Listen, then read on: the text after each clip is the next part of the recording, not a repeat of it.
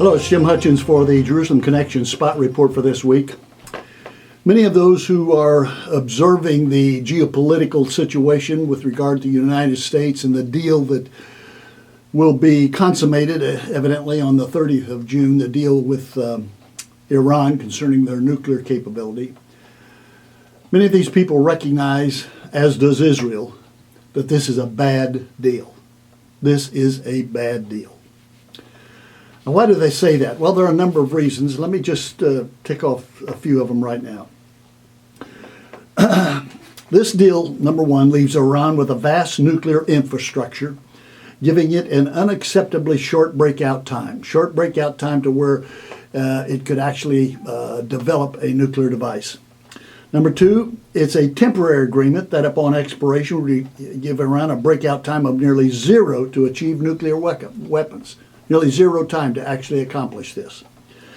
Number three, it places an outsized reliance on inspections and intelligence and does not allow, quote, anytime or anywhere inspections. The Iranians will not allow that, not only of their nuclear facilities, but of their military facilities as well. Number four, its sanctions on Iran will be lifted quickly, according to the Iranians, gradually, according to the United States. While the restrictions imposed on the Islamic Republic's nuclear program will expire in about a decade, regardless of its compliance with the agreement or campaign of terror, which they are continually involved in and will continue, we're sure of that. Number five, it claims an ability to snap sanctions back into place. There have been very effective sanctions. If those are lifted, it would be very difficult to put them back in place because it's taken years to put them into place. Number six, it ignores Iran's campaign of murderous aggression in Lebanon, Syria, Yemen. It remains their claim to fame that they are the largest exporter of terror in the world. That's Iran for you. And then seven, it does not address Iran's long-range ballistic missile program. The ballistic missiles are the missiles that can carry the nuclear weapons to their target. It doesn't even address that, this ban.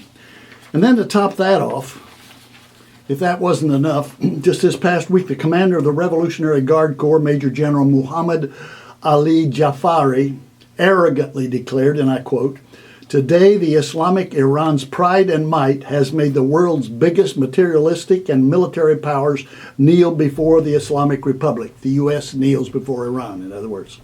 "We welcome war with the U.S., as we do believe that it will be the scene for our success to display the real potentials of our power. We have prepared ourselves for the most dangerous scenarios, and this is no big deal." So that's what we're dealing with. And that's why the deal with Iran is a bad deal. So what can we expect?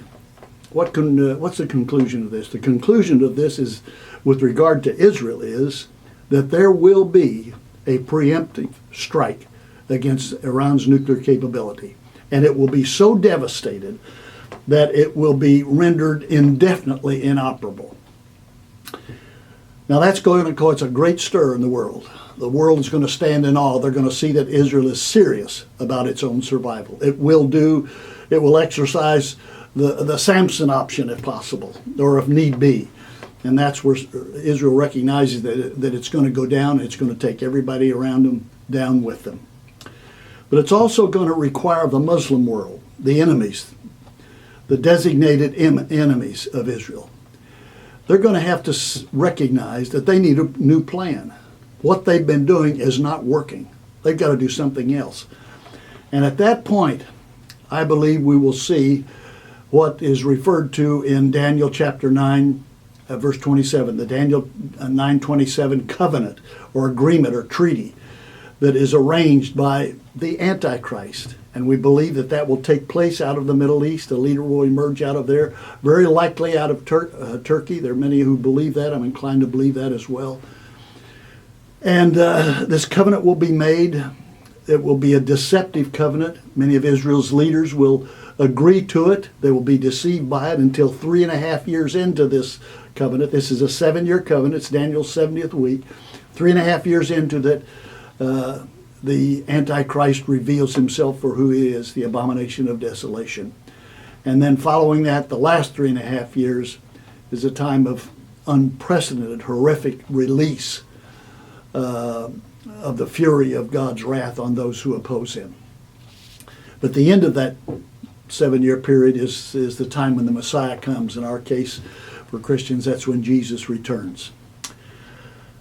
Now you can look at me and tell that I'm getting pretty long in the tooth. What hair I have left is gray. But I believe this. I believe that I will live long enough to witness what I've just referred to you here. That is a scenario that I believe that I will witness. It's going to be very difficult in the days ahead. And this bad deal that we're about to consummate with Iran is going to be the initiator. It's going to be the prompter that gets this thing started. So stand by, fasten your seatbelts. It's going to be a rough ride. Till next week, Od Kiev Shiloh, or until Messiah comes, Yivaraka Yahweh. Yahweh bless you, bless those you love, and those who love you.